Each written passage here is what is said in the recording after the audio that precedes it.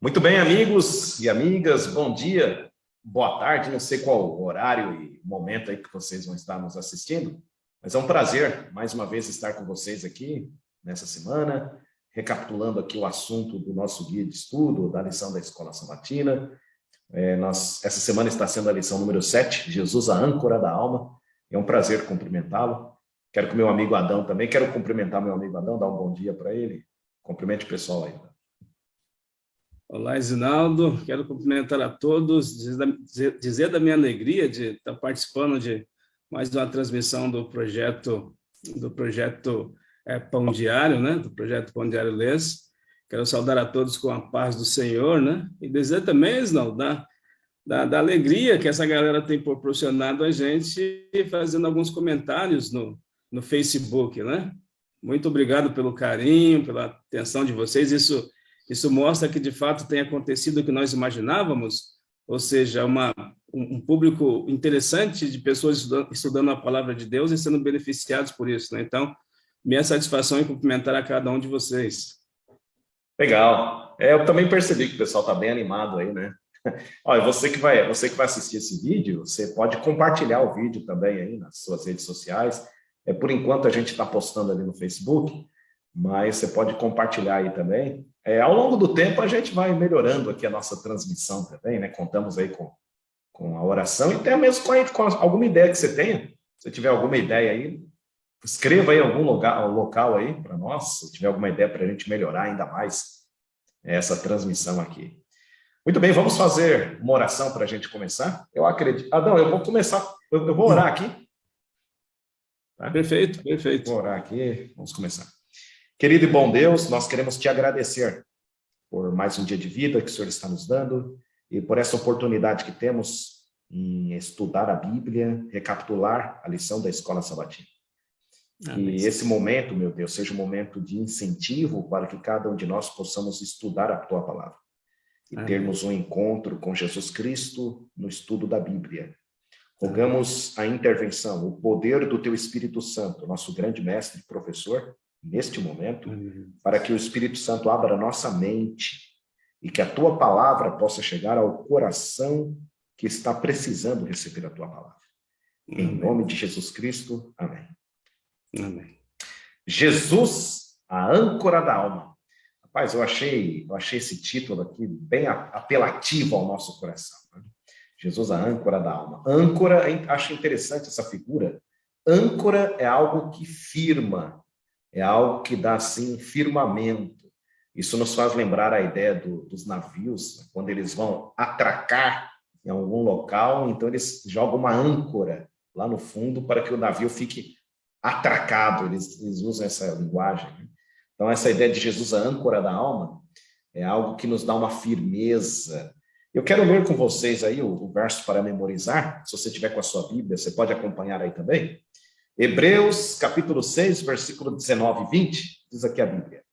A qual temos por âncora da alma, segura e firme, olha a palavra firme, segura e firme, e que penetra além do véu, onde Jesus, como precursor, entrou por nós, tendo se tornado o sumo sacerdote para sempre, segundo a ordem de Melquisedeque. Parece que o apóstolo Paulo aqui, parece que ele está concluindo uma sessão e parece que está indo para uma outra sessão. Embora nós saibamos que para essa outra sessão, parece que ele vai continuar o assunto do sumo sacerdócio de Jesus Cristo, mas parece que ele está assim mudando de fase do assunto, né? Me parece que é isso. Eu não sei se, Adão, se você teve essa mesma impressão, o que você me fala aí desse momento inicial aqui do capítulo 6, desse início do capítulo?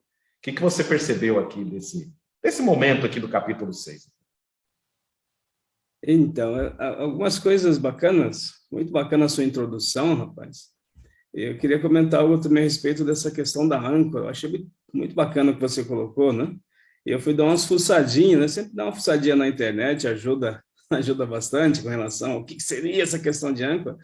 E a âncora, ela tem a ideia de um apoio, né? De um amparo, de firmeza também, né? De estabilidade, de segurança.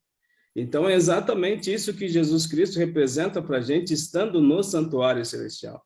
Uma vez que Cristo está no santuário celestial à direita do Pai, nós temos essa certeza, essa âncora segunda, a certeza da salvação. A certeza da salvação, exatamente porque ele está lá no santuário celestial à direita do Pai. Algo curioso especificamente sobre o que você está dizendo, parece que ele abre um parênteses, podemos dizer assim, né? No capítulo 5, ele fecha mais ou menos um tanto contundente, pegando, digamos, numa linguagem mais simples, pegando um pouco pesado com os irmãos hebreus, né? Mas aí no capítulo 6, lógico, você está falando a respeito do finalzinho do capítulo 6, verso 19 e 20 que você está lendo, mas aí no capítulo 6 parece que ele dá uma arrefecida de certa forma, né? Tenta levar a mente dos cristãos para um lugar mais seguro, digamos assim, um conforto, digamos assim, ainda que por um lado ele bata, digamos, dessa linha de pensamento, ele pega um pouco mais forte, depois ele acalenta, ele acaricia, e isso é importantíssimo perceber nesse capítulo 6 do livro de Hebreus. Capítulo 6, Adão, acho que a gente pode fazer uma comparação, ele parece como se fosse uma abertura de parênteses, né? Então, o apóstolo Paulo, ele está vindo, trata o assunto, ele vai abrir um parênteses, ele quer chamar a atenção do povo. Ele chama a atenção por quê? Na verdade, como é que ele chama a atenção? Eu gostaria de ler aqui os primeiros versículos para a gente entender. São os versículos de 1 a 3. Diz assim, ó: por isso, pondo de parte os princípios elementares da doutrina de Cristo, deixemo-nos levar para o que é perfeito, não lançando de novo a base do arrependimento de obras mortas e da fé em Deus, o ensino de batismos e da imposição de mãos, da ressurreição dos mortos e do juízo eterno. E isso faremos se Deus permitir. Parece que Paulo está querendo tratar de outros assuntos doutrinários. Ele mesmo menciona aqui, ao menos uns 5 ou 7 assuntos doutrinários. E aí no verso 4, deixa eu ver se o verso 4... Não é isso mesmo. Então, até o versículo 3, parece que ele está querendo tratar de outros assuntos doutrinários. Ele fala, isso nós faremos depois, se Deus permitir. E por que ele não vai tratar agora, né? Me parece que tem alguns versículos aqui, são os versos anteriores, é o capítulo 5. Capítulo 5, no versículo 12, a gente leu esses textos, acho que semana passada. Pois com efeito, quando devíeis ser mestres, atendendo ao tempo decorrido, tendes novamente necessidade de alguém que vos ensine. De novo, quais são os princípios elementares dos oráculos de Deus? Assim vos tornastes como necessitando de leite, não de alimento sólido, e etc, né? Então, assim, parece que ele queria avançar um pouco mais em alguns assuntos, e parece que o povo estava um pouco meio lento, não estava tentando acompanhá-lo. Aí ele entra no capítulo 6, olha, eu estou querendo tratar desses assuntos aqui também, mas já que vocês não estão, assim, a mente um tanto ligada, vocês estão aí mais no superficial, a gente trata sobre isso depois. Então parece que nesse momento, ele está querendo dar uma repreensão no povo, não sei se foi essa sua observação aí também. É isso, né? A leitura de sábado vem dizendo, ele interrompe a exposição teológica forte que ele está fazendo sobre os sacerdotes de Jesus, né? Para advertir sobre o perigo de se afastar de Jesus, né? Diz, ao que parece, os crentes corriam o perigo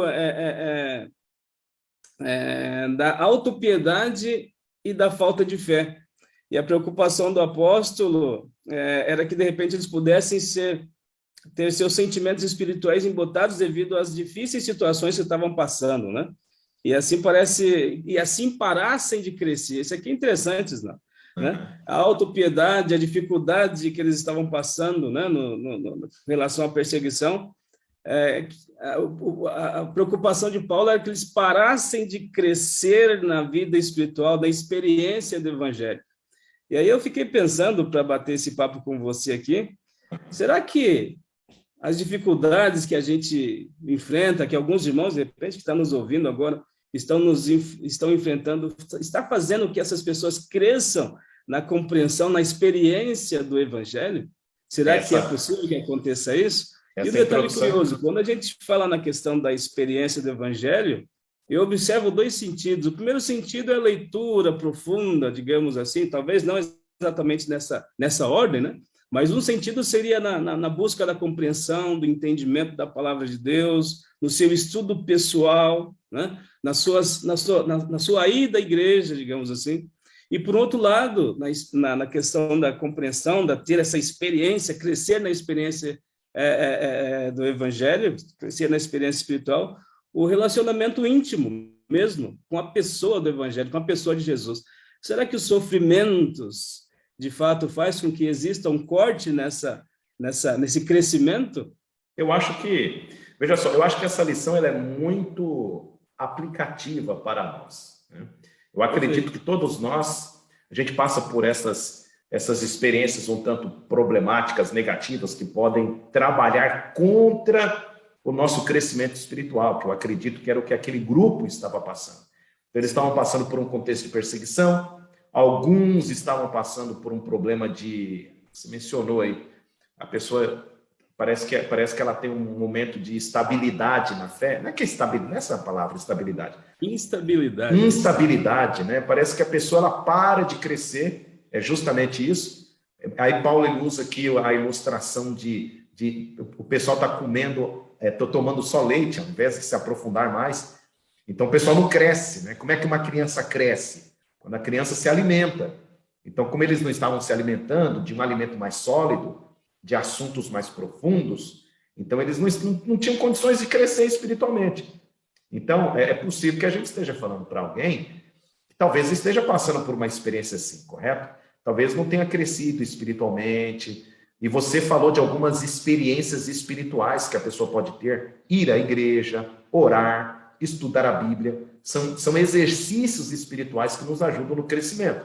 E eu me lembrei agora, Adão, que exatamente hoje na Igreja Adventista, estamos começando aí os 10 dias de oração, que é uma oportunidade, né? Uma oportunidade que a gente tem de se unir mais em oração, né? Orar mais. A oração é uma experiência espiritual e é aquilo que é uma prática que nos conecta com a fonte da vida, que é o Senhor. Então eu faço um apelo aí, talvez algum amigo, alguma amiga, para que eu e você oremos mais, né? Para que nós busquemos mais, para que nós abramos mais a Bíblia, estudemos a Bíblia. Eu acredito que Paulo ele está apelando aqui o povo a isso. E por falar em experiência espiritual, Adão, eu quero já fazer uma conexão aqui com a lição de domingo, que a lição de domingo ela fala sobre essa experiência espiritual, gostar da boa palavra. Eu quero ler aqui o capítulo 6, verso 4 e 5, que vai tratar dessa questão de experiência espiritual. Você usou muito bem a expressão aí. Eu vou ler aqui.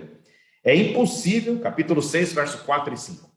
É impossível, pois, que aqueles que uma vez foram iluminados e provaram o dom celestial e se tornaram participantes do Espírito Santo e provaram a boa palavra de Deus e os poderes do mundo vindouro. Até aqui, a lição ela nos orienta, aqui na primeira pergunta, praticamente, que a gente lê inicialmente esses 2 versos. Você percebe que Paulo ele menciona elementos da experiência espiritual. Eu vou mencioná-los aqui, Adão, mas depois eu gostaria que você comentasse também. Primeiro, haver sido iluminado, né? Aí depois, gostaram do dom celestial, né? Que provaram o dom celestial e se tornaram participantes do Espírito Santo e provaram a palavra de Deus e os poderes do mundo vindouro. Adão, você percebe que o autor da lição, acho que ele sistematiza, né? Nos comente aí sobre esses elementos aí da vida espiritual, por favor. Uma coisa que é dentro do assunto, né? Uhum. Coisa que eu achei interessante, Isnaldo, que ele está falando também de uma experiência passada, né?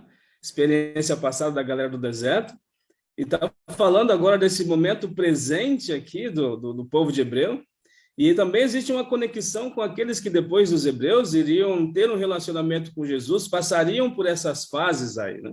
Sim. E aí, como você colocou, o primeiro ponto aí, né, podemos dizer, iluminado, né, passaram pela iluminação do Espírito, e a lição é tranquila, ela vem explicando com bastante tranquilidade, né, o que implicaria essa iluminação, ser iluminado pelo Espírito, né, implica a libertação do pecado, a lição diz, né, ou seja, participou da experiência da conversão. Aí, o ponto 2 aí que você colocou, né? Provaram o dom celestial. O que seria o dom celestial? A lição vem dizendo também. O dom de Deus pode ser, aliás, participaram do Espírito Santo, né? O dom de Deus pode se referir à sua graça. Ou seja, as pessoas foram iluminadas, elas foram convertidas, elas receberam o poder do Espírito Santo. Aí, o ponto 3 que você colocou, né? Provaram a boa palavra. O que é provar da boa palavra, né? é experimentar o conhecimento da verdade, né? Conhecer a verdade bíblica, tanto através de textos, como vindo através da boca do próprio Jesus Cristo, experimentar uma boa palavra, né? E o quarto tópico que você colocou, os poderes do mundo vindouro, ou seja, eles experimentaram os poderes do mundo vindouro. E aí também eu abro duas embora dá para falar muita coisa aqui mesmo. Sim. Daria para falar muita coisa, mas eu abro cada ponto desse aqui é uma lição. Sim. Abro 2 pontos aqui nessa questão de experimentar, né? Ter essa experiência ali dos poderes do mundo vindouro. Primeiro, na experiência terrestre, aqui você começar a ter esse relacionamento íntimo com Jesus, né? Com as questões da Bíblia, com o Espírito Santo, né? Você já começa a ter uma, digamos assim, uma perspectiva, uma expectativa, uma experiência terrestre do que seria a vida no mundo vindouro, né? A vida na eternidade. E o segundo momento, de fato, né? Começaram já a projetar, né? Começaram já a projetar essa vivência da eternidade com Jesus nos céus. Né? Então, eu vejo, e quando eu disse para você a princípio que ele fala desses 2 momentos, né? O povo no deserto, que saiu do Egito, eles passaram também por essas fases, correto? Eles foram iluminados pelo Espírito, eles receberam o dom celestial, eles provaram a boa palavra, e eles começaram a provar alguma coisa do que era viver do mundo vindouro. Foi isso ou não? É isso mesmo, é interessante que Paulo, né, o autor da lição, ele ajuda a nos entender, que nem você mesmo colocou, Paulo ele tem em mente que a experiência que os israelitas passaram no deserto, né? E essa questão de provar do mundo vindouro, quer dizer, quando eu aceito a Jesus Cristo e tenho uma vida com Jesus Cristo, já aqui nessa terra, eu posso experimentar os primeiros segundos da vida eterna, né? Que é a paz, é a salvação, eu já posso ter a alegria da salvação. É um antegozo, né? Um antegozo do dom celestial. Então, eu acredito, esses elementos aqui, eles têm a ver com experiência espiritual. Eles têm a ver com essa experiência espiritual. Que eles passaram, o povo do deserto passou e nós também podemos passar. Né? Sim, então, é interessante, o processo da conversão tem a ver com a iluminação, né? Você explicou muito bem. É quando Deus... Esses são os 3 passos da salvação também, né, não? Seriam os 3 passos da salvação, né? Ou seja, é a conversão, a iluminação aqui, né? Ou seja, a pessoa é justificada, né? É a santificação através do Espírito Santo, ou seja, o dom celestial trabalhando com você ali, né? Ou seja, a santificação e provar das questões do mundo vindouro é o processo da glorificação. Então, aqui colocado. Também está inserido nessas questões todas que Paulo coloca, o processo da santificação, ou seja, o processo da salvação. Ou seja, justificação, santificação e glorificação. Bem colocado, Adão, bem colocado. Olha, graças a Deus você teve esse insight aí. A gente percebe aqui todo o processo da salvação exatamente nesses termos, hein? Iluminação, que é a justificação pela fé, né? No momento da conversão. Santificação, a gente percebe a própria pessoa do Espírito Santo aí trabalhando. Exatamente. E glorificação é o antegozo da vida eterna, né? A pessoa já vivendo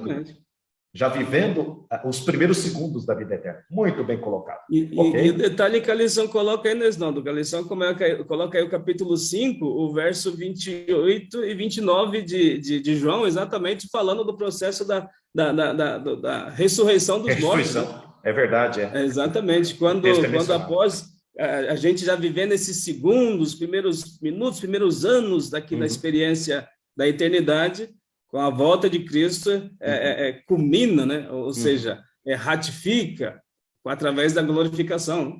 Bem colocado, interessante. Olha, esses 2 versículos aqui, inicialmente, eles estão tranquilos para a gente entender. Eu acredito que agora a gente precisa ter um esforço a mais. Um amigo que está nos assistindo aí, pode nos acompanhar também, é no verso 6, né, que é a lição agora aqui deixa eu pegar aqui. É o versículo 6, a gente vai precisar ser um pouquinho mais técnico aqui. Rapaz. Eu vou ler aqui. Olha só, verso 4 e 5. O povo passou por toda essa experiência. Eu achei interessante, Adão, você frisou um detalhe aí, que aqui é uma experiência passada, né? Porque os verbos estão no passado e foram iluminados e provaram e se tornaram e provaram. Aqui que está o detalhe. Olha o verso 6, ó. E caíram. Eita, rapaz. Que triste essa palavra, né? Essa palavra é triste. Que eles estão vindo com experiências positivas. Pá, só que cai. E caíram. Eu vou ler o verso, depois a gente vai comentando. E caíram. Ok. Sim, é impossível outra vez renová-los para arrependimento, visto que, de novo, estão crucificando para si mesmos o Filho de Deus e expondo a ignomínia. Adão, eu já ouvi algumas interpretações desse verso, e estudando a lição, é interessante, o autor da lição e o comentarista da lição, eu não sei, talvez o amigo, talvez tenha aí a lição de professor, a lição de professor é interessante, que vem os comentários lá atrás. Sim, sim. E é interessante a gente ler os comentários também. O autor escreveu, e é outro autor que escreve os comentários, e eles nos ajudam a entender melhor. Adão, veja só, eu já vi uma explicação desse verso, que esse verso está falando sobre o pecado contra o Espírito Santo e tal, né? Que a pessoa ela passa por um momento de conversão ali, mas ela tem algum pecado escondido, etc. E essa pessoa resiste ao Espírito Santo, e ela se afasta de Deus e peca contra o Espírito Santo, e é por isso que Paulo fala assim, e não resta mais sacrifício. Qual que é a sua ideia aí desse texto? E da lição aí, da lição de terça-feira aqui que você estudou. Qual que é a sua ideia? Mas, como você falou, o verso 6 aí é um verso que tem que ser analisado tecnicamente, né? E é impossível, na minha visão, não fazermos um link, né? Com Mateus capítulo 12, verso 31, falando que quem pecar contra o Filho, contra Deus, será perdoado, mas quem pecar contra o Espírito Santo, esse não tem perdão, né? É impossível não fazermos um link, né? Porque aqui o apóstolo Paulo está falando, olha, quem participou por esses processos, que teve essa experiência e se afastou de Deus, é impossível que esse seja renovado mais uma vez. Porém, assim como algumas pessoas têm uma ideia meia falha do que significa o pecado contra o Espírito Santo, eu acho que, fazendo a junção dessas duas questões, Mateus 12, 31 e Hebreus 6, verso 6, dá para a gente entender ou tentar ajudar alguém a entender o que significa esse processo de por que não resta mais sacrifício, por que essas pessoas, infelizmente, elas serão condenadas, digamos assim, elas não terão mais condição de serem salvas. É muito tranquilo aí. Você eu acredito, começa e continua aqui. Tá bom. Veja só, esse é um assunto importantíssimo. E é possível que a gente esteja falando para alguém, Adão, que talvez esteja assim, será? Por exemplo, alguém que está afastado dos caminhos de Deus, etc. e tal. Sim. E talvez a pessoa fale assim, será que Deus vai me perdoar? Será que ainda resta salvação para mim? Então, espera aí, amigo, que a gente vai trabalhar sobre esse tema agora. Então, olha só. O que é o pecado contra o Espírito Santo, não é verdade? A gente precisa entender o que é o pecado contra o Espírito Santo. Sim. O Adão colocou muito bem aí. É impossível a gente ler esse texto sem fazer essa conexão com Mateus capítulo 12, que trata sobre o pecado contra o Espírito Santo. Primeiro, a gente tem que entender qual é a obra do Espírito Santo. A obra do Espírito Santo, segundo o Evangelho de João, capítulo 16, versículo 8, ali fala assim, é convencer o mundo do pecado, da justiça e do juízo. Então, a terceira pessoa da divindade, o Espírito Santo, é ele que nos convence do pecado. E o que é convencer do pecado? É fazer com que a gente reconheça que a gente é um pecador, mostrar onde nós estamos errando e apontar a Jesus Cristo como única solução para o pecado. Então, assim, Deus, ele nos perdoa de todos os pecados, de qualquer pecado. Sim. Deus nos perdoa de todos os pecados, qualquer pecado. O anseio de Deus é perdoar pecadores. Deus, ele tem prazer em perdoar pecadores. Está escrito em Miqueias capítulo 7, acho que é verso 14, Deus tem prazer na misericórdia. Então, assim, amigo e amiga que está nos ouvindo, nos assistindo, o desejo que você tem de ser perdoado, Deus deseja muito mais além de te perdoar. Se há alguém que quer perdoar você, esse é Deus. Então, qual que é o pecado contra o Espírito Santo? É justamente aquele pecado que eu não quero abandonar. Sim. Então, por que é contra o Espírito Santo? Porque quem nos convence é o Espírito Santo. E a pergunta que talvez o amigo faça, Dan, é a seguinte, e como é que eu e qual o momento que eu cometo esse pecado? Isso é invariável, isso vai de pessoa para pessoa. A gente não sabe. Sim. A gente só sabe o seguinte, é aquele pecado que você está acariciando, resistindo, você sabe que é errado, mas você quer manter isso aí, Você sabe que por causa disso você vai para o lago de fogo, você vai se perder, mas você quer manter isso aí. Haverá um momento que o Espírito de Deus ele vai se afastar da pessoa, não que ele queira, mas o Espírito Santo ele vai respeitar o quê? O livre arbítrio do ser humano. Perfeito, perfeito. Veja só, Adão, um cuidado que a pessoa tem que ter é o seguinte: a cada não que você dá para Deus, você se fortalece para dar o próximo não. Diante de cada apelo que Deus faz, se você nega, se você rejeita, o seu coração vai ficando mais empedernecido, ele vai ficando mais, tem uma expressão, né? Ele vai ficando mais resistente. Então é perigoso os nãos.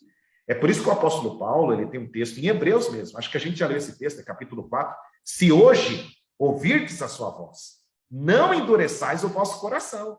Sim. Então, assim, amigo e amiga, você que está nos assistindo aí, talvez você esteja distante da casa de Deus, talvez você esteja distante dos caminhos de Deus. Não perca tempo. Hoje é o dia de você se reconciliar com Deus. Amém. E Deus ele está com os braços abertos para te receber. Jesus ele falou assim, ó, todo aquele que vem a mim. Aí esse verso, Adão, ele é muito forte. De maneira alguma o lançarei fora. Então, assim, qual é o pecado contra o Espírito Santo? É aquele que você não quer largar. Por que é contra o Espírito Santo? Porque o Espírito Santo é aquele que convence. Então, amigo e amiga, a obra dele, né? A obra é dele. Então, assim, talvez, Adão, é interessante, ó, porque teve uma vez... Eu queria comentar o contraponto, Isnaldo. Você falou pode comentar, bem, comenta né? que eu termino cada não que você dá, o coração fica mais resistente à voz do Espírito Santo, mas o contraponto, o contrário é, cada sim que você dá, o Espírito Santo ganha novo vigor para trabalhar com você. Amém. A questão da aceitação, do entendimento do pecado. Você é um pecador da justiça, que você tem que morrer de fato, mas existe alguém que pagou o preço por ti, então você pode pegar a justiça dele e imputar na sua vida, né? E do juízo, porque um dia todos nós passaremos em revista diante de Deus, né? Cada sim que o ser humano dá, o coração também, digamos assim, fica um pouco mais acessível à voz do Espírito Santo. Esse é algo tremendo. Eu só queria comentar, Isnaldo, pode comentar. Segunda-feira, que diz assim, né? Essa passagem, capítulo 6, verso 6, diz assim, de Hebreus, né? Essa passagem não se refere à pessoa que às vezes falha na batalha contra a velha natureza e a carne. Porque às vezes acontece isso, né? A gente fala, rapaz, mas eu pequei, Senhor, eu tive a situação no trânsito, de repente eu me exasperei no mercado, enfim, de repente eu estaria falando com alguém que ontem, ou talvez hoje, já brigou com alguém, ou de repente cometeu, ou desceu fundo no pecado, podemos dizer assim de uma maneira mais implícita, né? Exato. Mas essa questão de não ter mais salvação não quer dizer dessas pessoas que às vezes perdem essas batalhas. É isso que a lição está falando, né? Esse pecado se refere à pessoa que, após ter experimentado a salvação, naqueles modos que nós colocamos, né? Terem sido iluminados, terem recebido o dom celestial, ter provado da boa palavra, tendo começado a sentir os momentos da eternidade, né? A pessoa que, após ter experimentado a salvação genuína e o que ela envolve, decide que quer viver da maneira como deseja viver, né? Decide que Jesus é uma ameaça ao seu estilo de vida, né? Ou seja, ela entende que ela deveria ser diferente, que ela deveria aceitar as orientações de Jesus, mas ela resiste, ela continua insistindo, como você bem colocou, né? A gente faz um contraponto, na verdade, um contraponto, não digo, mas um paralelo com o que aconteceu lá com o Faraó no passado, né? A cada intervenção que Deus fazia através de Moisés, ele endurecia o coração, até que, infelizmente, lá na frente, diante do absurdo que era entrar naquele mar, ele entrou e se afogou. Infelizmente, se nós não dermos atenção devida ao Espírito Santo e persistirmos, olha, Jesus é uma ameaça ao meu estilo de vida. Eu quero viver da maneira como eu quero, mas não como aquilo que a Bíblia me orienta, Deus vai respeitar. E um dia o Espírito Santo vai deixar de falar. Porque Deus respeita você, Deus me respeita, Deus respeita você, amigo que está em casa. Ele insistiu comigo, ele insistiu com o Isnaldo, ele insiste com você mais um dia. Né? Porque é chato também a gente ser tão insistente, né? É interessante que, às vezes, em algum momento, quando alguém insiste muito conosco, né, Isnaldo, a gente pensa, poxa, mas por que essa pessoa não para? Já viu que eu não estou afim? Já viu aquele vendedor, quando você vai na loja e o camarada quer que tu compra isso e aquilo, você só quer comprar um sapato e ele vem com a camisa, vem com isso. E você fica pensando, por que esse camarada não se enxerga? Será que ele não viu que eu não quero isso? Sabe, se o ser humano pensa assim, imagina Deus. Em algum momento, Deus vai falar, olha, tudo bem, é isso que você quer, viva assim. Então, é por isso que não tem como salvar essas pessoas. Porque elas já passaram por essa experiência toda que nós comentamos e elas deliberadamente querem viver separadas de Deus. E um detalhe curioso, Isnaldo, essa questão de não tem como salvar, por quê? Porque o único meio de salvação é Jesus. E a pessoa está rejeitando a soberania de Jesus, né? Exatamente, o único meio de salvação é Jesus. Se tivesse um outro meio, talvez a Bíblia falasse assim, ó, por esse meio não podem ser salvas, mas podem ser salvos por aquele meio ali. Mas não existe outro meio. Por isso que o apóstolo diz, olha, se rejeitarem tudo isso, não tem o que fazer por essa pessoa. Exatamente, Adão, é algo muito forte, né? Acho que você colocou bem aí, tem a ver com livre-arbítrio, né? É o Espírito Santo respeitando o livre-arbítrio da pessoa. Adão, veja só, a lição de segunda e terça, a lição de terça vai continuar, mas eu quero ainda trabalhar sobre esse assunto, porque para mim esse foi o assunto mais técnico da lição, né?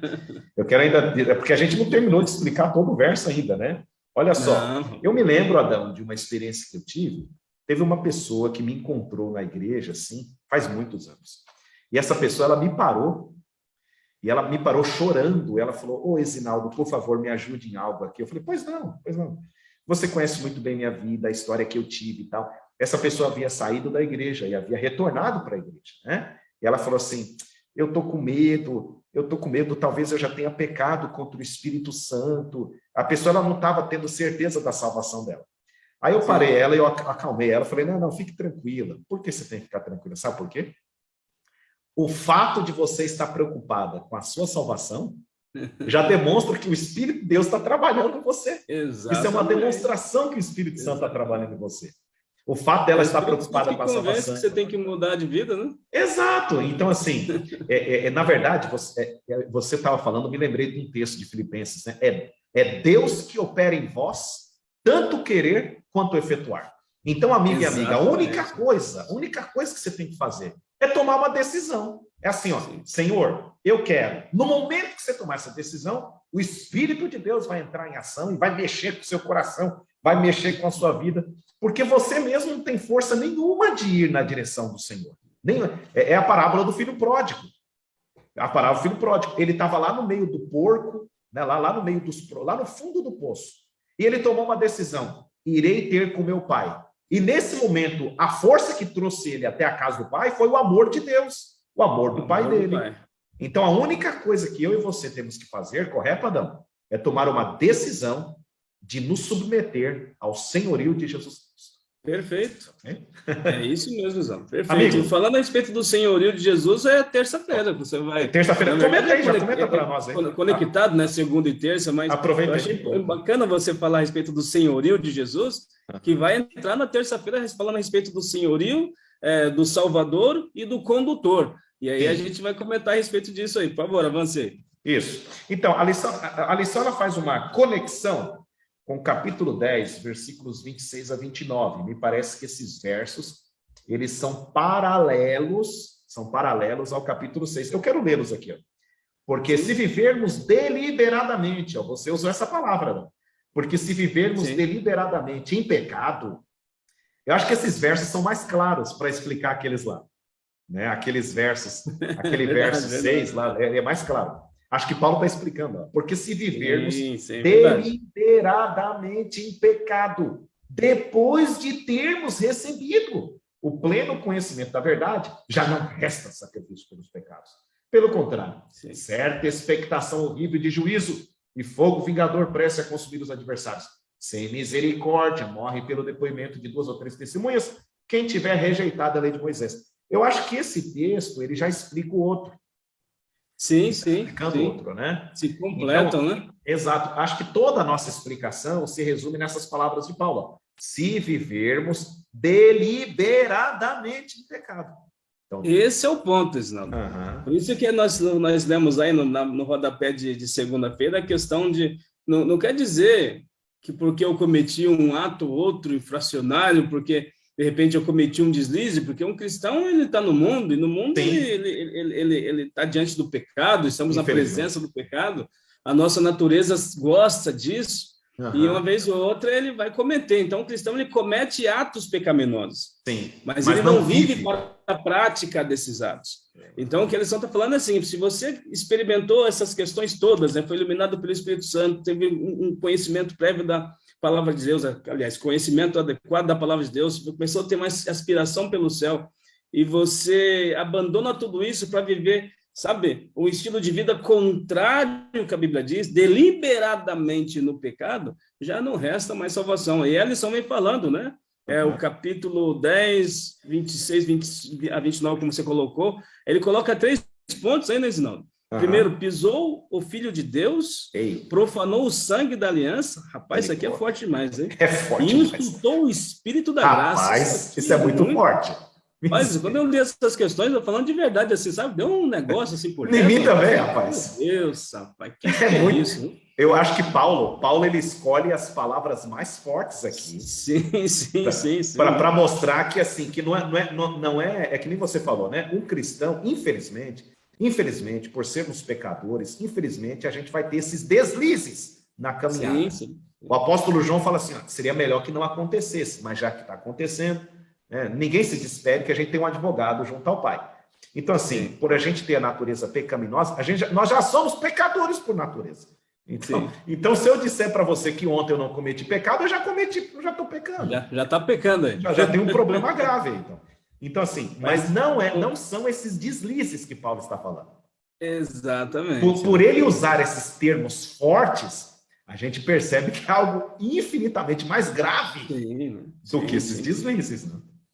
E eu ia comentar essa questão, você falei desses 3 tópicos aqui, porque até a lição ela nos conduz a isso, né, o guia aqui da lição nos conduz a isso, falar a respeito de pisou o Filho de Deus. É interessante aqui, eu estava olhando aqui, rapaz, parece que a Trindade está unida nisso aqui, né?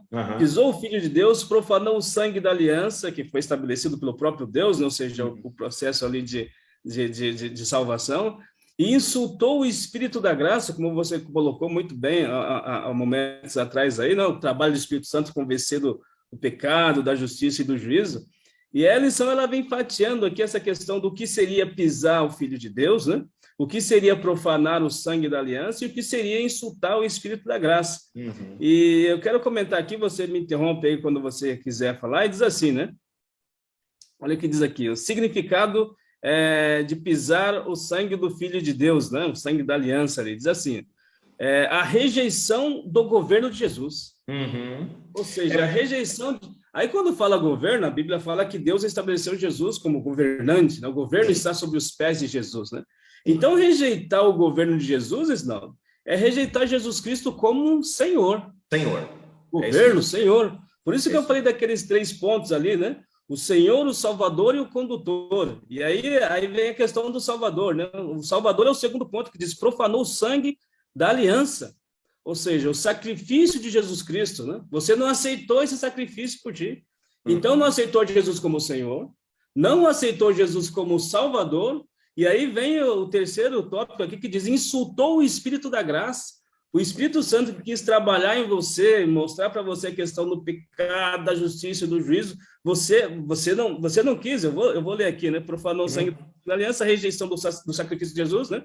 Vai ficar claro aqui, né? Segundo tópico aqui, que profanou o sangue da aliança, o significado é a rejeição do sacrifício de Jesus, né? Não aceitou Jesus, não aceitou o sacrifício de Jesus. E o insultou o Espírito da graça, diz aqui a lição, né? Insultou o Espírito da graça, viver de maneira... olha o que diz aqui, né? Roda a pedra só ficar mais fácil aqui de explicar, né? E isso implica que aquele que abandonou a fé respondeu à oferta da graça de Deus com insulto, e que por isso está em uma posição insustentável. Ele rejeitou o sacrifício de Cristo e ele rejeita a intercessão do Espírito Santo, que continua insistindo com ele para que aceite a Jesus Cristo como seu Salvador e aceite a Jesus Cristo como seu Senhor, como governante da sua vida e o único meio que você pode ter a salvação. Isso aqui é muito profundo. Eu acho que está bem mastigado aí, viu, Adão? Acho que você destrinchou bem o assunto. É muito forte. Eu acho que é um assunto muito forte. É um assunto muito forte. Paulo usa palavras fortes aqui. Mas eu quero agradecer a Deus porque Deus nos ajudou a entender, porque acredito que essa é a parte mais técnica da lição, né? Por isso que a gente está Amém. passando todo esse tempo. E, Adão, eu O quero amigo terminar... temos entendido, né, Zinaldo? Tentamos explicar de uma maneira bem tranquila para que entendesse, né? E é importante explicar isso aqui, Adão, sabe por quê? É perigoso alguém que lê o texto e fala, peraí, mas eu cometo pecado, então quer dizer que já era para mim. Calma, não é assim não. Não é assim não, calma. Você é pecador assim também como eu, como nós aqui somos pecadores. E a gente não tem vontade alguma de... que nem Paulo fala, né? Nossa mente é de Cristo, mas o nosso coração parece que está desejando outra coisa e tal, etc. Capítulo 7, 8 de Romanos. Capítulo 7 de Romanos, né? Paulo fala sobre isso. Mas não é esse acidente que acontece no caminho que Paulo está se referindo. Não é. É uma vida deliberada em pecado, rejeição da graça de Deus, do sangue de Jesus Cristo. É a pessoa consciente querendo dizer assim, eu não quero, eu quero viver essa vida aqui.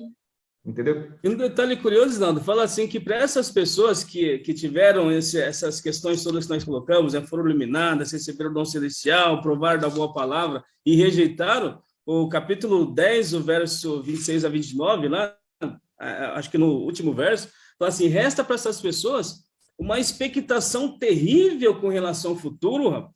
É verdade. Mas porque a pessoa que aceitou a Jesus Cristo e se afastou, ele conhece. Sim. E ainda que ele viva deliberadamente no pecado, embora ele não esteja mais sendo orientado pelo Espírito Santo, lá no fundo ele tem um conhecimento intelectual da palavra de Deus. Exato. Pode não ter um conhecimento experimental, pode não estar se relacionando com Jesus, com o Espírito Santo, com Deus, mas ele tem um conhecimento intelectual que ficou na cabeça dele.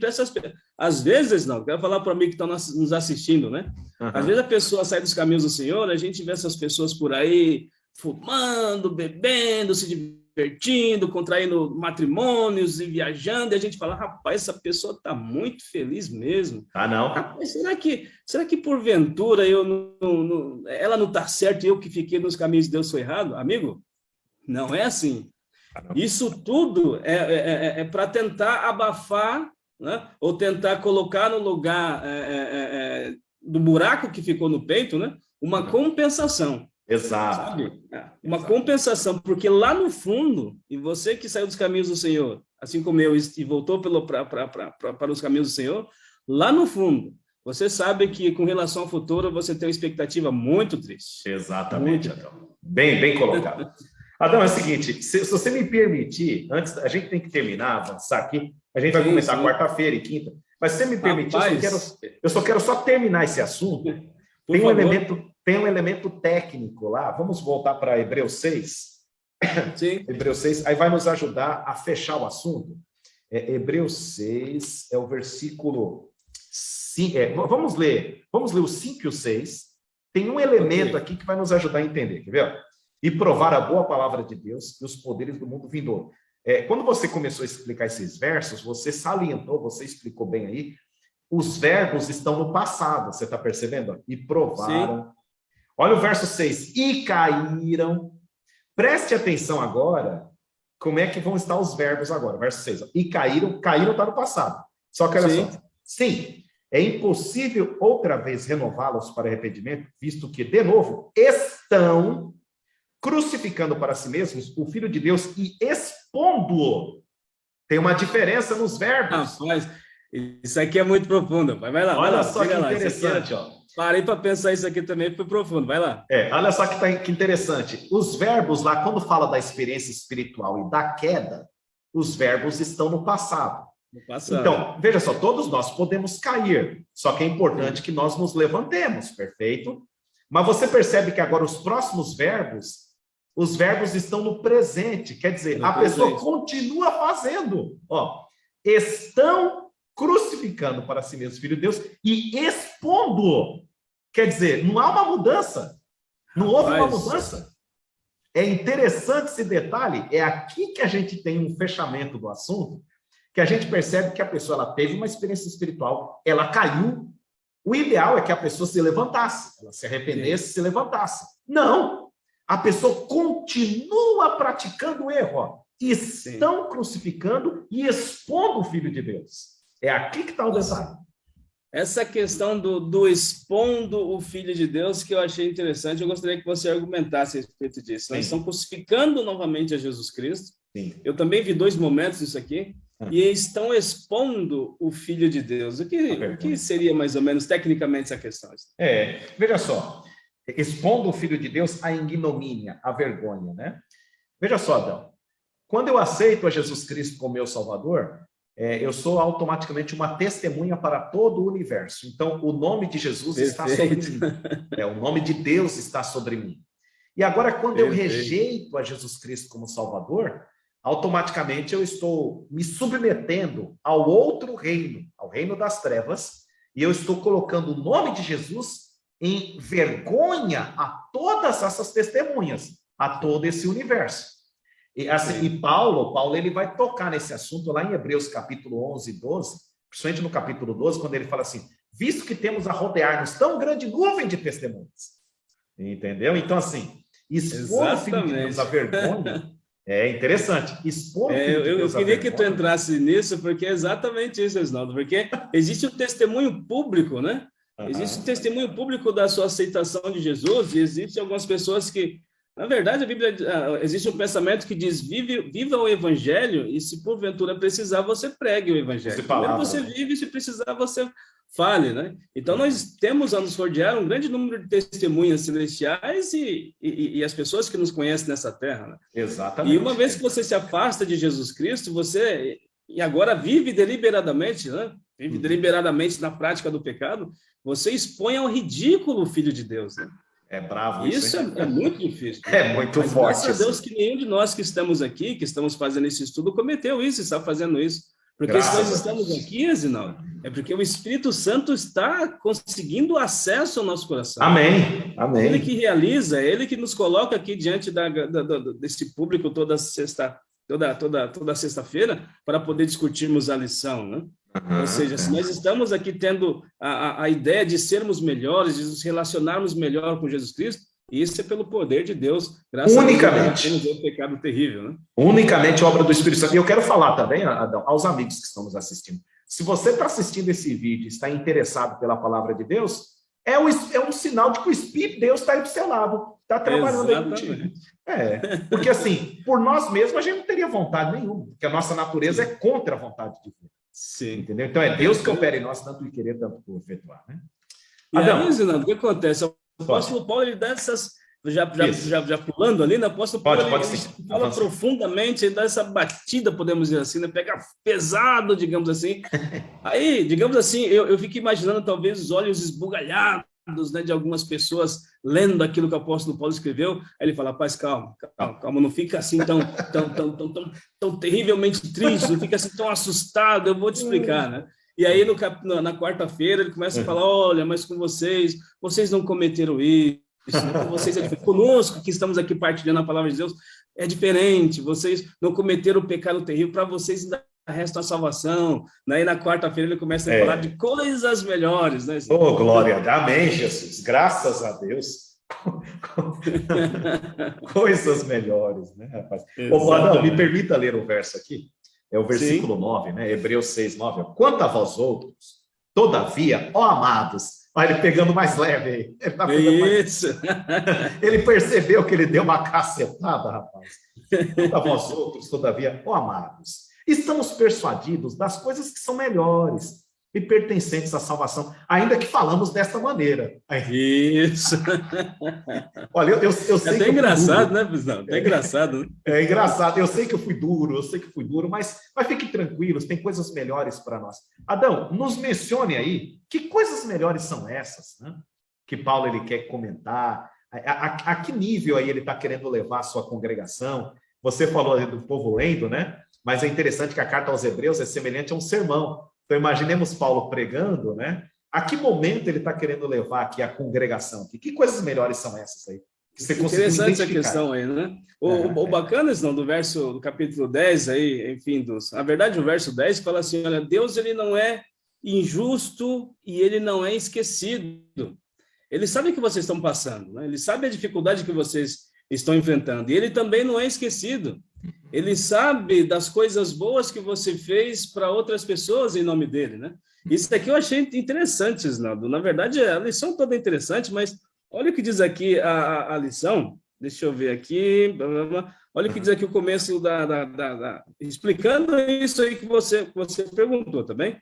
Os crentes mostravam amor a Deus por meio do serviço aos santos, ou seja, Deus sabe disso, sabia que os hebreus tinham feito isso, que os irmãos tinham feito isso, né? E aí, olha o que diz ainda, né? A evidência mais importante de amor para com Deus não são os atos religiosos. Olha, interessante. Não são os atos religiosos, por assim dizer, mas atos de amor para com os outros, especialmente com aqueles que estão em desvantagem. Ou seja, você quer provar que você ama a Deus, né? Então, você ajude o necessitado. Né? É verdade. O apóstolo Paulo está falando assim, Deus viu que vocês fizeram isso no momento passado, mas ele quer que vocês continuem fazendo isso no momento presente. Ele não é injusto, ele é justo, ele sabe o que vocês estão passando, e ele não é esquecido. Ele sabe o que vocês fizeram em prol do amor que vocês tinham por ele, para auxílio de outras pessoas. Porém, ele precisa que vocês continuem fazendo isso. E o interessante aqui na lição de quarta-feira também é que ele dá um exemplo negativo que é do povo do deserto, né? Aquele povo que não entrou na terra, que o povo que havia sido iluminado, experimentado o dom celestial, experimentado a boa palavra e se afastado de Deus. Ele dá esse exemplo, mas agora como ele está pegando mais leve, digamos assim, ele direciona os hebreus a pegar exemplos de fé positivos do passado. Legal. E para isso ele cita Abraão, né? Olha a imagem de Abraão. Abraão perseverou ali, passou por dificuldades, mas foi perseverante. O Abraão é um grande exemplo de fé, então se baseie nisso. Legal. Né? Que Abraão, que perseverou na fé, recebeu a recompensa. E vocês que hoje passam por situações difíceis, pegue o exemplo de Abraão, perseverem em fé, que assim como Abraão, vocês também terão a recompensa. E é lógico, a lição ela continua dizendo aí, só que eu não quero adiantar aqui, né? A lição continua dizendo a respeito de outros exemplos de fé, né? Mas é importante ainda dizer que nessa parte de quarta-feira é que ele fala do exemplo máximo de fé, que é Jesus. Mas eu não vou dar spoiler, senão vou acabar falando o que a gente ia falar mais para frente. Não, fale sim, fica à vontade. Fica à vontade. Ô, Adão, eu quero chamar a atenção para um verso aqui, que é um verso bonito, é o verso 11, ó, continuando sua palavra aí. Desejamos, porém, continue cada um de vós mostrando até o fim a mesma diligência para a plena certeza da esperança. Que bonito, não? Essa última frase, ó. Plena certeza da esperança. E aí, corretamente, né, ele vai prosseguindo os versos, e para ilustrar essa plena certeza da esperança, porque esperança é algo que está à frente, é aquilo que eu acredito que vai vir. E para ilustrar isso aí, ele coloca um personagem Abraão mesmo, né, como exemplo. Olha para trás, né? Exato, né? Olha o versículo 15, ó. E assim depois de esperar, olha a mesma palavrinha, esperança, esperar, é o verso 15, ó. E assim depois de esperar com paciência, obteve Abraão a promessa. Né? Exatamente. Então, é interessante essa mudança, né? Ele falou de algo muito terrível lá, questão do pecado contra o Espírito Santo, etc. Aí ele muda assim o sermão, não, peraí, gente. Fiquem tranquilos, Deus é justo, Deus está acompanhando vocês, Deus sabe que vocês não renegaram o dom da salvação, e vocês estão com os olhos lá na frente, mantenham os olhos lá na frente, que assim como Abraão obteve a promessa, assim vocês também vão obter. Então, me parece, Adão, eu já quero ir para quinta-feira, para a gente poder adiantar um pouco o nosso aqui. Parece que o Paulo ele está agora querendo conduzir a conclusão do capítulo. Né? Ele está querendo colocar... É isso mesmo. Os olhos, está querendo colocar os olhos dos hebreus lá na frente. Aí ele fala de esperança e tal. E que é isso aí? Acho que são exatamente os versículos que nós lemos no início, o verso para memorizar e tal. Acho que é a partir do versículo 17, né? Ó.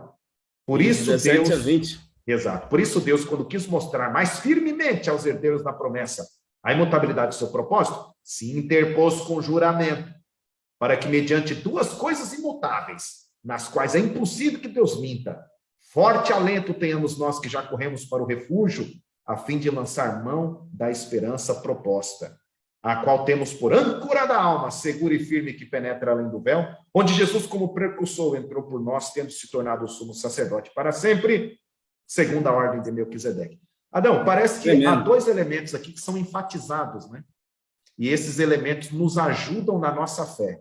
Você gostaria de comentar sobre isso aí, Adão? Comente aí para nós essa última parte. Avancei que eu tô abordando, eu quero abordar uma partezinha aqui. Pode falar. Pode falar. Não, pode, diz aí, porque talvez eu não vá falar exatamente aquilo que tu vai dizer. Tá bom, aí. obrigado. Eu quero falar aqui sobre a questão do juramento, né? Esse é o primeiro elemento aí. Então, Paulo está querendo firmar a fé dos hebreus. E ele vai firmar a fé dos hebreus, parece que em 2 fundamentos aqui. O primeiro fundamento é o juramento de Deus. Olha, vocês podem acreditar que a salvação vai chegar, vocês podem acreditar que a promessa de Deus vai chegar, porque Deus jurou. Amigo, isso aqui é muito forte. Isso aqui é muito forte. O que Paulo está querendo? Olha, se Deus jurou, é que vai acontecer. Então, acreditem no juramento, acreditem na palavra de Deus. Então, amigo e amiga, você que está nos assistindo aí, eu sei que talvez você esteja aí, talvez em dúvida, né, de alguma promessa de Deus, você esteja esperando algo de Deus. Olha, se Deus prometeu na palavra dele que vai acontecer, é porque vai acontecer. E se há algo que vai realmente acontecer, é a sua salvação em Jesus Cristo. Então, persevere na fé, mantenha os seus olhos em Jesus, que Deus jurou que se você permanecer em Cristo, você estará na vida eterna.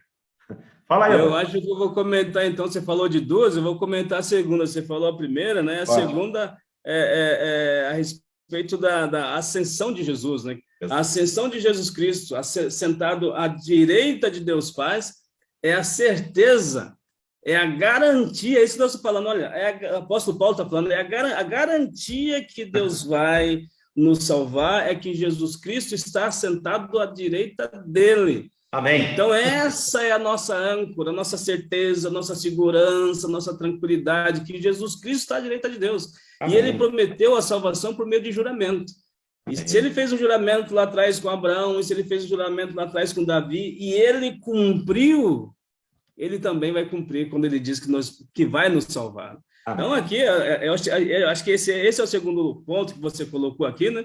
A respeito de Jesus como nosso precursor, né? Assentado à direita de Deus, nos garante a salvação, e é essa âncora da alma que nós temos então, né? Que coisa linda. E aí, Zinaldo, a lição, ela fecha sexta-feira assim com uma...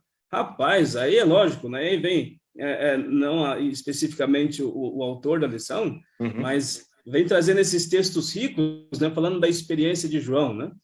Porque, falando da ambição que João tinha, né? João, o teólogo, João, o discípulo amado, né?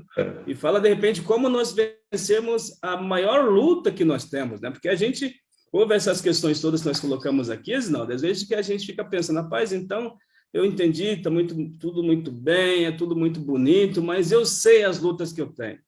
Eu sei como é difícil. Às vezes eu acordo desesperado, achando que a salvação para mim acabou, que não tem mais jeito para mim. Eu entendo, teoricamente, a palavra de Deus. Eu entendo, tem uma parte aqui na lição, se não me engano, em quarta-feira, que ela diz assim, a esperança, né, essa esperança de salvação, não é mantida viva por um exercício intelectual de fé, mas pela fé expressa em atos de amor, né? Ou seja, alguém que esteja nos assistindo aí pode falar assim, eu entendo intelectualmente a palavra de Deus, já tentei desenvolver a fé, mas eu não consigo. O que falta para mim, né? E é difícil nós falarmos para a pessoa o que falta para ela, mas nós podemos dizer para as pessoas de exemplos que deram certo. E sexta-feira vem falando de exemplo de João, né? E você introduz aí que eu quero fechar aqui, pelo menos as minhas falas, falando a respeito de João aqui. Sim, é praticamente já a parte final aqui nossa da lição, né? A lição de sexta-feira. João, o apóstolo amado, foi aquele que mais se aproximou de Jesus, né, de todos os 12, né, os 12 se aproximaram de Jesus, mas João foi aquele que mais se aproximou. Ellen G. White, ela traz aqui algumas citações do livro Atos dos Apóstolos e Atos das Nações. João, ele lutou contra o próprio eu, a lição trabalhou sobre isso, e João, ele se submeteu ao senhorio de Jesus Cristo. Então, o apóstolo que era considerado como filho de trovão, uma pessoa iracunda, uma pessoa que tinha uma natureza muito difícil, ao se aproximar de Jesus, ao permitir que Jesus entrasse em sua vida, ele foi transformado no discípulo do amor. Infelizmente, não dá para a gente ler todas as citações que está aqui, mas são citações maravilhosas, né? Por exemplo, eu vou ler aqui uma delas, aqui é o terceiro parágrafo da lição de sexta.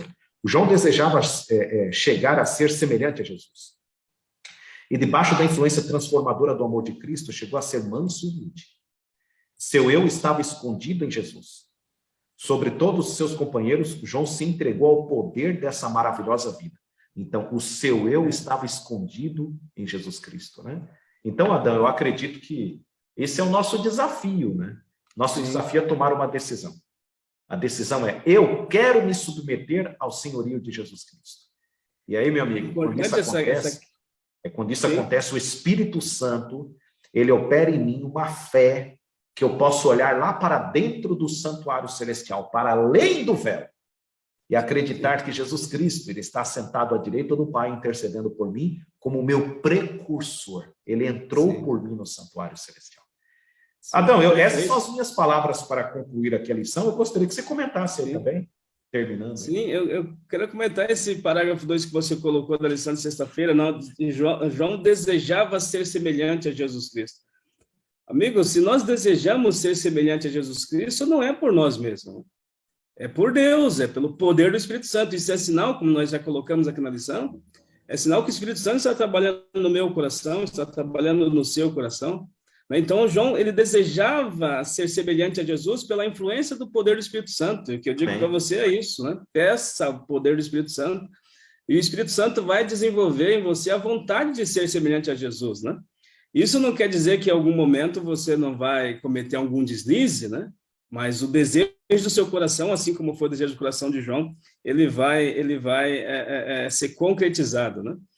Uma coisa bacana que eu achei interessante aqui também, Zinaldo, na verdade são duas coisas, não sei nem se dá para falar tudo, mas eu falei com relação a um deslize cometido, né?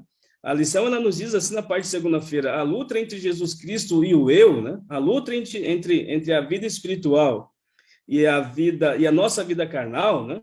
A luta entre fazer a vontade de Deus e fazer a nossa própria vontade é uma batalha espiritual mantida até a morte. Rapaz, isso aqui é muito profundo. Sabe, a luta entre fazer a vontade de Deus e fazer a nossa vontade é uma luta que ela vai ser mantida até a morte. Isso está lá em Romanos capítulo 7, capítulo 8, né? E a lição diz mais, né?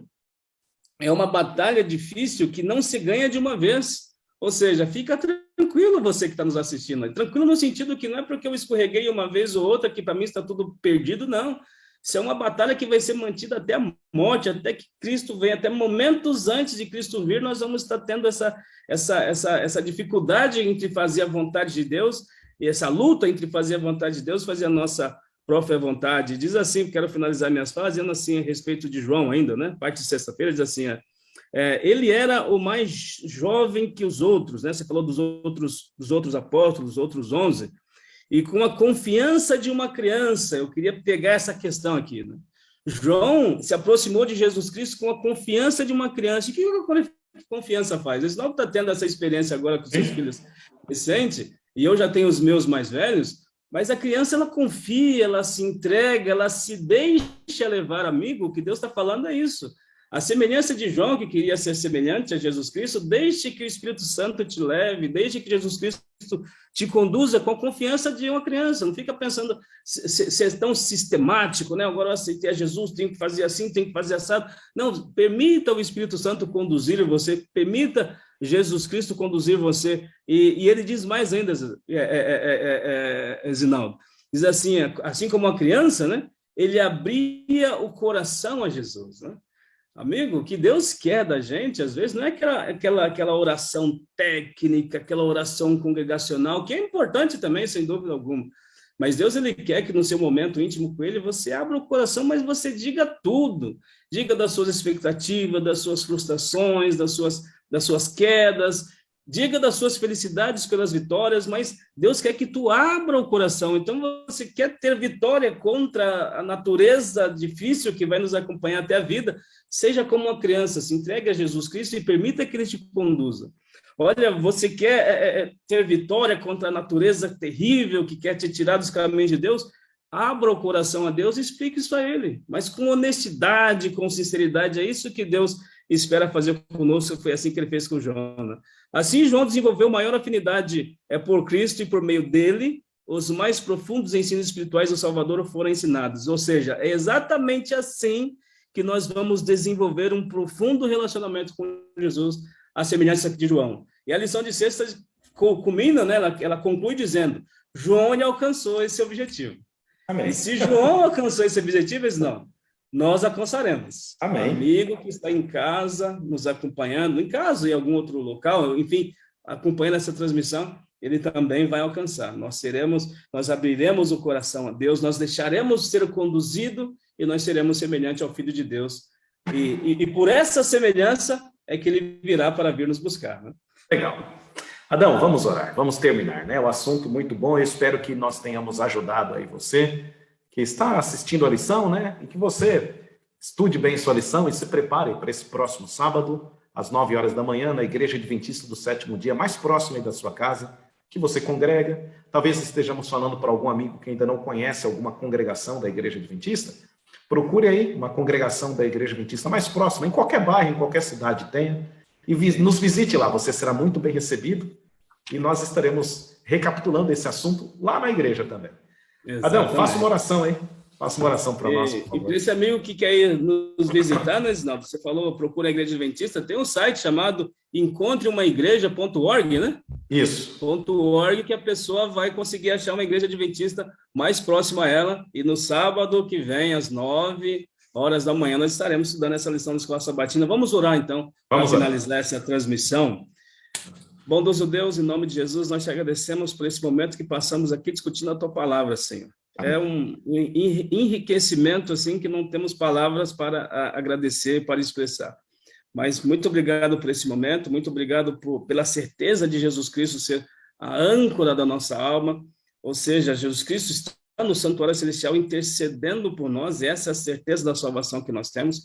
Que os nossos amigos que acompanham essa transmissão conosco tenham essa certeza dentro deles, que eles possam desenvolver esse relacionamento íntimo e profundo com Jesus Cristo, que eles possam, Deus, colocar-se diante de Ti como uma criança, permitindo que sejam conduzidos por Ti, que eles possam, Deus, abrir o coração a Ti como o melhor amigo e colocar todas as suas inquietações, seus problemas diários, as suas projeções, os seus sonhos. E, sem dúvida alguma, Senhor Deus, esse relacionamento vai fazer com que nós tenhamos a semelhança que precisamos para com Jesus. Por favor, nos conduza no decorrer desse dia. Permita que nós continuemos cheios do poder do Teu Espírito Santo, como agora nós estamos. Nós te pedimos essas bênçãos em nome de Jesus. Amém. Amém. Amém. Amigos, até mais, hein? Fiquem com Deus aí. Adão, um abraço aí para ti. Foi um prazer. Valeu. Até a próxima. Até a próxima, né? Um forte abraço para todos.